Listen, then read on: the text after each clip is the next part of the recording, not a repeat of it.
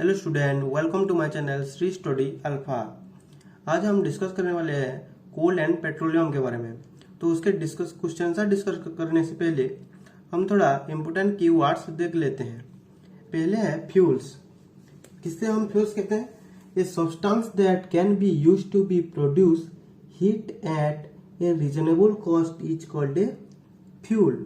उसके बाद है fossil fuel.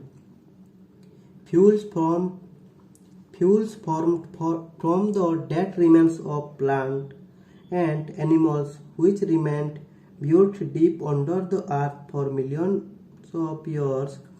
Coal, petroleum and natural gas are fossil fuel. उसके बाद है coal. It is a hard, black or brownish black sedimentary rock containing more than 50% of carbon by weight. Along with carbon, it contains hydrogen, oxygen, nitrogen, sulfur, etc. उसके बाद है crude oil. It is a mixture of several solid, liquid, and gaseous hydrocarbon mixed with water, salt, and other particles. उसके बाद है petroleum. It is a fossil fuel which is dark, viscous, oily, strong smelling and known as black gold. Petrol and diesel are obtained from petroleum. उसके बाद है natural gas. It is a very important fossil fuel which mainly consists of methane and occurs deep under the crust of the earth. Either alone or along with crude oil, it is stored under high pressure and is hence called compressed natural gas or CNG. उसके बाद है coal gas. It is obtained during the process of making coke from coal. Coal gas is a mixture of hydrogen, methane, carbon monoxide and other gases. उसके बाद है coal tar. It is a thick, black, opaque fluid which is obtained as a byproduct of the process of manufacturing coke. उसके बाद है coke. It is a hard, dry fuel produced by heating coal to a very high temperature. In the absence of air, it has very high carbon content and is used as a fuel. अब हम चलते हैं कोल and petroleum का question answer discuss कर लेते हैं। पर उससे पहले मेरे चैनल को सब्सक्राइब कर देना और वीडियो को लाइक कर देना। तो पहला नंबर है what are the advantages of CNG and LPG as fuels. तो आंसर है the advantages of using LPG and CNG as fuels are. First point है LPG and CNG have high calorific value. उसके बाद है LPG burns with a smokeless flame and does not cause pollution. CNG also does not cause pollution. They do not produce any poisonous gases on burning. उसके बाद number C पर है मतलब third point जो है they are easy to handle and convenient to store. उसके बाद next point है they undergo complete combustion. उसके बाद नेक्स्ट पॉइंट है they are both clean and environment friendly fuels. Number second पर है देखो Name the petroleum products used for surfacing of roads. तो इसका आंसर है bitumen is the petroleum products used for surfacing roads. Number third पर है देखो describe how coal is form from dead vegetation, what is this process called. इसका answer है देखो about 300 million years ago forests got buried under the soil. They were compressed by soil deposits and their temperature raised as they sank deeper and deeper. Due to the high temperature and pressure, gradually the dead vegetation changed into coal and this process is known as carbonization. उसके बाद number 4 पर देखो fill in the blanks. First number पर दिया है fossil fuels are dash dash and dash. आप लिख सकते हो कोल, पेट्रोलियम एंड नेचुरल गैस। उसके बाद नंबर बी पर है देखो process of separation of different constituent from petroleum is called refining. उसके बाद नंबर सी पर है देखो, list polluting fuel for vehicle is CNG. CNG यानी कि कंप्रेस्ड नेचुरल गैस। उसके बाद नंबर 5 पर है को ट्रू और फॉल्स दिया है। ये नंबर पर है fossil fuels can be made in the laboratory, जो कि फॉल्स होता है। B number, CNG is more polluting fuel than petrol, वो भी फॉल्स होता है। Coke is almost a pure form of carbon, वो ट्रू है। उसके बाद है coal tar is a mixture of various substances. उसके बाद है coal tar is a mixture of various substances, इसका आंसर भी ट्रू है।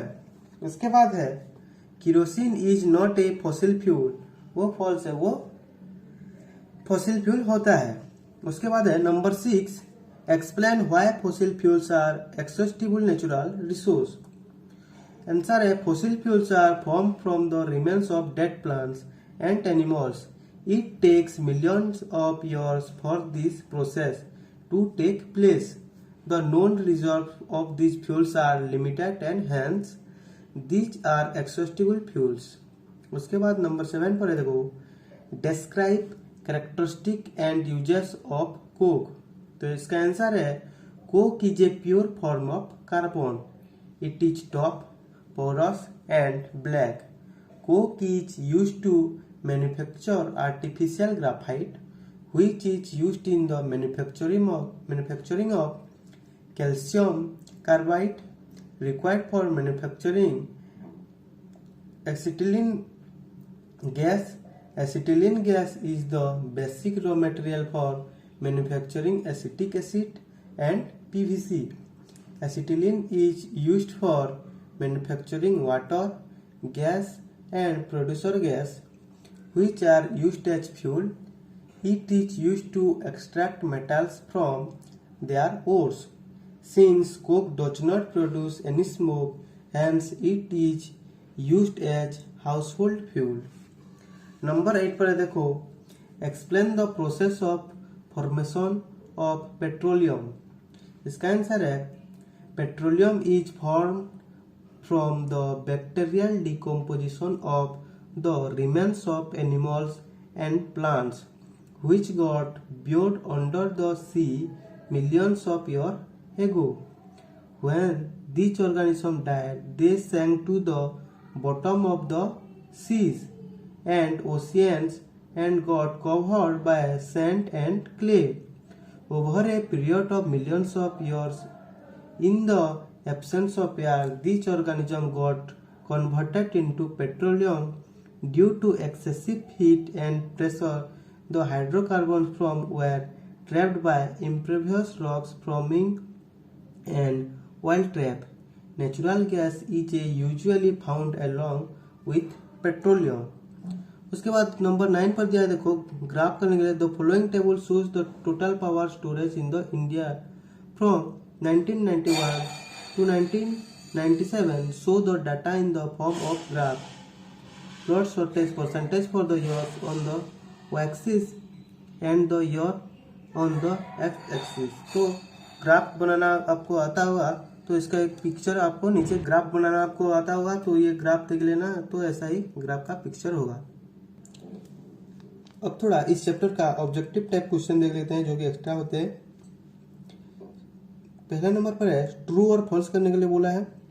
तो फर्स्ट है fossil fuels are form from dead remains of plants and animals, जो कि बिल्कुल ट्रू होता है। Forest are inexhaustible natural resource, वो फॉल्स है। उसके बाद है exhaustible natural resource can be replaced within a reasonable amount of time, वो भी फॉल्स होता है।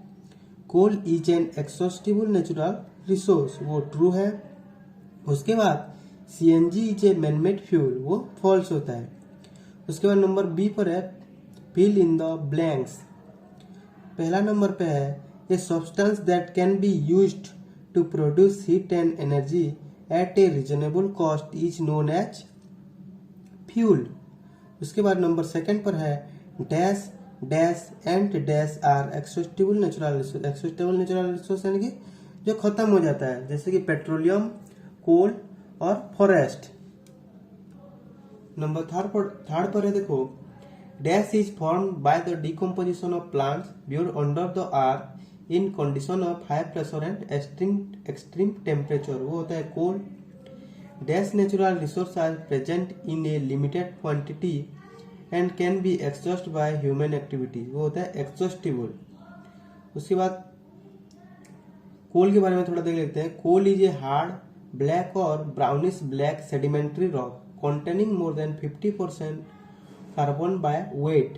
Coal comes in 4 varieties: peat, lignite, bituminous, and anthracite. Plants that remains viewed under the earth in condition of high pressure and extreme temperature over millions of years converts into coal. This process is called carbonization. Coal is used as a domestic and industrial fuel. It is processed to form coal gas, coal tar and coke. Coal gas is obtained during the process of making coke from coal. उसके बाद एक और फिर से true false है. पहला number है coal contains more than 50% of carbon by weights. बिल्कुल ट्रू है. उसके बाद है coal tar is form from petroleum. False है. Bituminous is a variety of coal. True है. Coal is a process to from coal tar. वो भी true है. उसके बाद फिल इन द ब्लैंक्स देखो. पहला नंबर है coal is form over millions of years by decomposition of plants viewed under the earth in condition of high dash and dash pressure and temperature. Dash is obtained during the process of making coke from coal. Coal gas is obtained during the process of making coke from coal. उसके बाद number 3 पर देखो. Coal is used as dash and dash fuel, domestic and industrial fuel. उसके बाद है sentence type question. What is coal tar used for. तो इसका answer है coal tar is a mixture of about 200 substances. It is used for metalling roads and in the manufacturing of synthetic dyes, perfume, explosives, photographic materials, plastic, paints, roofing materials, naphthalene balls etcetera. उसके बाद है what is carbonisation. Answer है the process of formation of coal by the decomposition of plants weird under the earth in condition of high pressure and extreme temperature is called carbonisation. तो student आज का सफर इतने तक था. तो channel पर आप नए आए हो तो प्लीज सब्सक्राइब कर देना चैनल को, और हो सकते हो वीडियो को लाइक कर देना. शुक्रिया.